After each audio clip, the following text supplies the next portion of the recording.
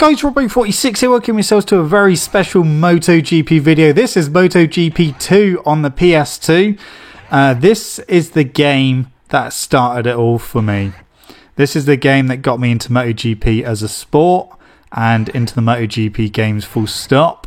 I'm playing this on a backwards compatible PS3, which I'm borrowing at the moment. And I'm not going to lie, this is an ugly game. Compared to, you know, other PS2 games, it is it's not a looker. She's not a looker. But we're going to try and do a season. There's only 10 races per season. I'm not going to go for the best bike. Let's go for... So you got team level A, team B. Let's go for a team level D bike. Let's go for this Honda NSR 500V. Do manual transmission. Oh, Motegi. What a good place to start. So, yeah, there is it's not really a problem, but you can't use the analog stick with this game, so you have to use the D-pad. So if I look like I'm all over the place, it's because I have to use the D-pad. It is raining. But yeah, it is an ugly game. It hasn't aged well at all. It's going to take me a few laps to kind of get used to the physics of this game because it is a bit floaty.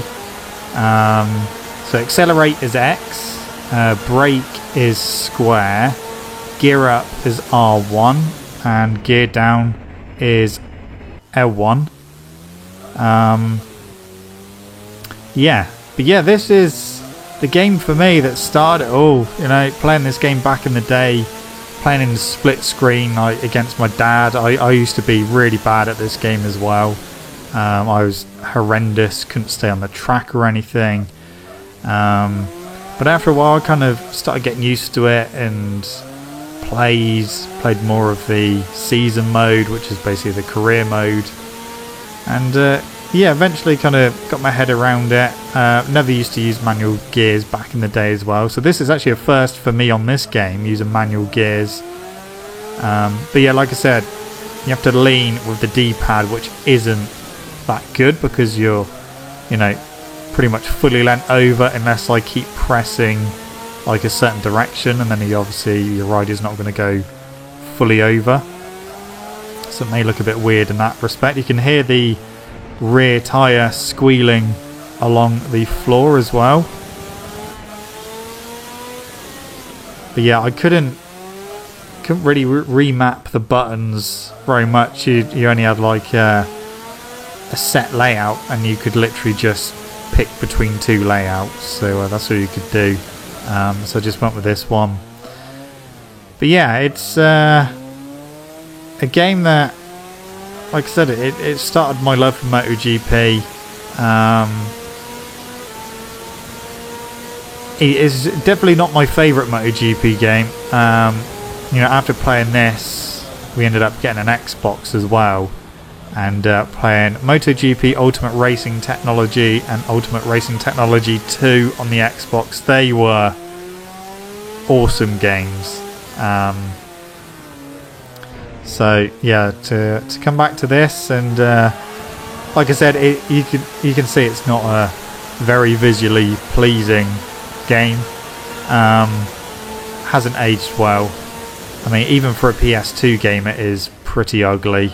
I mean, the wheels on this game aren't even round. You can't really tell in the rain, which is good because there's just loads of spray. But when we get to a dry race, even the shadows of the tyres are not round. They're almost like octagon shape, but a lot more sides.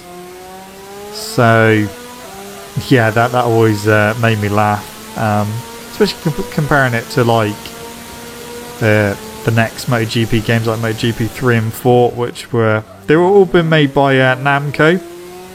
This one's made by Namco, and it was the official MotoGP game on the PS2 at the time. But yeah, we'll see what we can do. I'm hoping we can go a bit quicker on this lap because we haven't got a good position at the moment. I'm not expecting pole position or anything, but we are going 2.1 quicker than Haslam now, so we're going much quicker than my previous lap, which is good.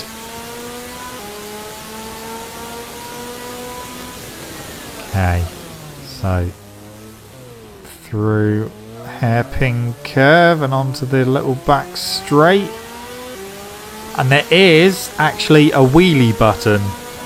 R2 is the wheelie button. That's all you got to do if you want a wheelie on this game. You haven't got to pull back or anything. Just press and hold R2 and your rider will do a wheelie. So that's a bonus thing for this game. So where is this going to put us? Come to the line out of victory corner, but you can't even see very far into the distance. Draw distance is not very good in the rain. Okay, that's put us up to 16th place. So we are starting in 16th place. So Capirossi on pole, Max Biaggi second, and Rossi in third. Yeah, down in 16th place. Quite far off at the moment, but at least we're not last, so that's fine. Some names there, some blast from the past. Okay, race at Motegi. I did do a little test of using this simulation mode, but it is horrendous. Literally, the wheel just doesn't stop spinning. Your rear wheel doesn't stop spinning or sliding. It's really bad, and it's very difficult to control with a button rather than a trigger. So yeah, even though the PlayStation face buttons are analog, it's still not good for racing games. So we go straight into the back of Haslam twice. One of our teammates, and we're past him, so that's fine. Okay, so we are not in the points yet. Is there a gesture button? No, that just changes the music, which I have turned off, just because the music on this game is really bad. It's like really bad techno music, and we don't want that. I don't like really doing racing games like this. I don't really like having background music on unless it's like proper licensed music, but then I wouldn't be able to put it on YouTube anyway. Right, we're up to 14th. Can we make up any more places? Yeah, oh, maybe not through there. Get past this Suzuki. See, the other weird thing is as well, it gives you the gap to the leader, not the next rider, which I find very weird. Yeah, obviously Motegi in modern day times is a bad circuit for me. It's yeah, a track I don't really like, but at least I know it on this game. There will be tracks that we come to that I haven't played since I last played this game, which was many years ago. We'll get to go to the likes of Paul Ricard, which is on here, and some other tracks. I think, well, Aston will be the old layout when we get to that. Sachsenring is on here, Valencia. Okay. 12th position at the end of lap 1. 8 seconds to Biaggi, who is leading. Round the outside of Checker. So we are up to 11th. 11th place.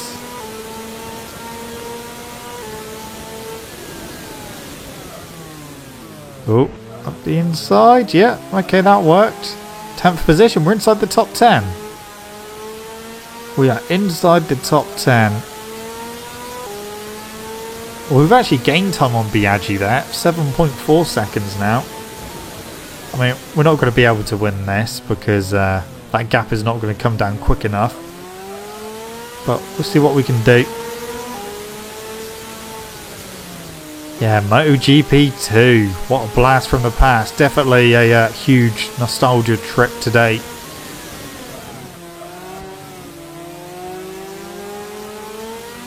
Oh, whoopsie daisy. Don't want to be doing that. Around the outside. Nope. That didn't work because I clipped the grass on the outside. Up the inside here. Nope. Yes. Yes. Okay. 9th position. We are inside the top 10 now. Oh, thank you for that little nudge. See, even back in the day, the AI used to nudge you and go straight into the back of you. Okay, so that you've got 2 camera angles to choose from. That one or that one. That's it. That's all there is. So you can see how far the MotoGP games have come, really. But yeah, I just used to enjoy playing this once I started to get, I wouldn't say good at it, but once I started to get okay at it and kind of roughly knew what I was doing. And of course back then I didn't know any of the circuits at all, so literally every circuit I was going to was learning them. Learning every single one, which as a teenager was very difficult to do.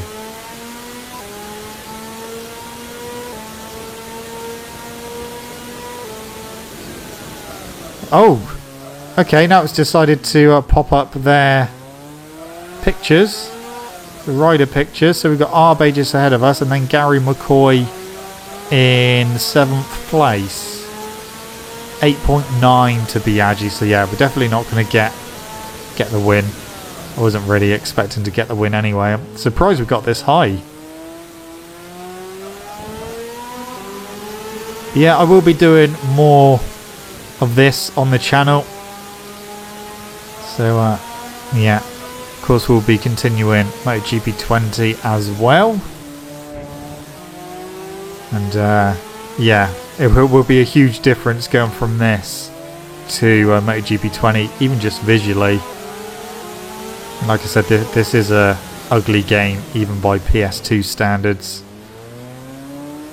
And when you kind of create your rider, which is very, very limited, you literally just choose your helmet.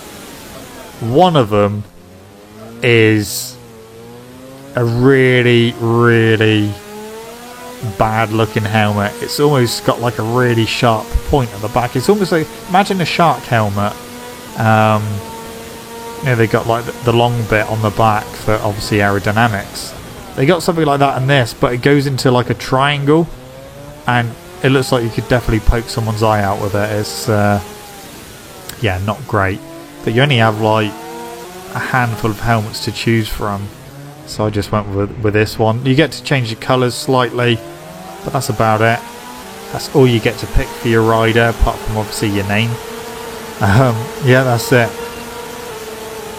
Don't get to do anything else.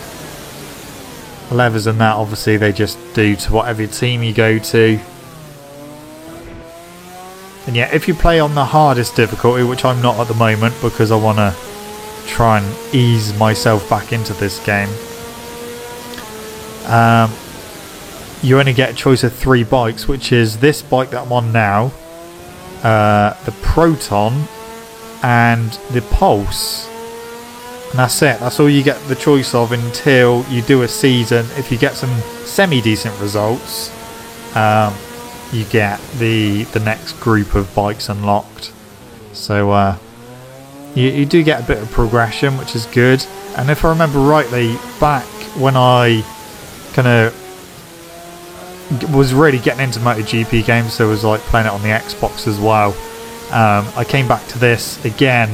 I've come back to this game quite a few times in my first little outing for MotoGP games. When I eventually put it on the hard difficulty, I think I chose this bike, and the first time I actually got in the points, and actually I think I got on the podium, was at Sachsenring. Because obviously that's not really a fast circuit and it's very tight and twisty, and it seemed to suit this bike. And that's where I managed to get some decent points, which then kind of helped me get a semi-decent ride for the next season. But yeah, huge nostalgia trip.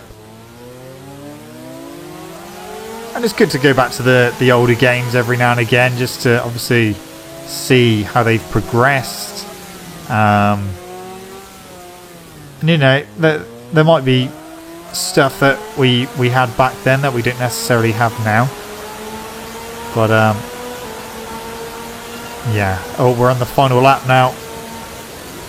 Can we catch Barros? We're currently in 7th. Can we catch our Alex Barros? I'm going to try.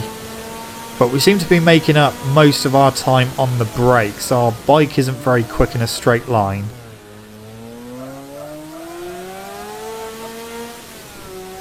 So we can make up time on the brakes, but as soon as it gets to a little straight, it'll just pull away again. So it's going to be very difficult to actually get him.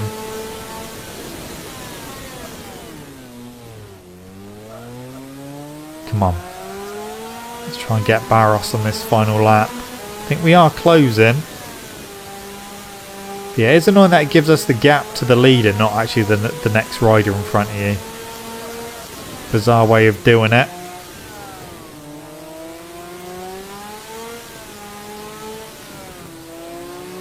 Okay, well, we're with him and not quite past him as I decided to ride into him.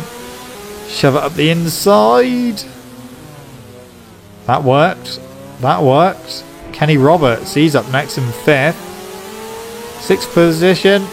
Yeah, give me a nudge. Give me a nudge forward, thank you. Uh-oh. That's fine. I thought I was going in too hot there. That wasn't a good exit. That wasn't a good exit. It wouldn't surprise me if Barros just blasts past. Where is he? He hasn't come through. Oh, he's hit me there. That's sent me a bit wide. That's sent me very wide. Ah. We're not going to get him. We're not going to get him. Can I? Oh. Nah, cocked up on the exit. 7th place, but I'll take that. I will take that 7th place. And then you can control your rider for us a little bit afterwards. But yeah, that was not bad. 7th place. So we will be 7th place in the championship as well. Once we get over to that. There we go. 7th place. And yeah, like I said, there's only 10 rounds in this season. So not a long season. But anyway, guys, that is it from me. Thank you so much for watching. Don't forget to leave this video a like if you enjoyed it. Subscribe to my channel for more content. I shall see you guys on the next video. Don't forget to stay safe and wash your hands. See you.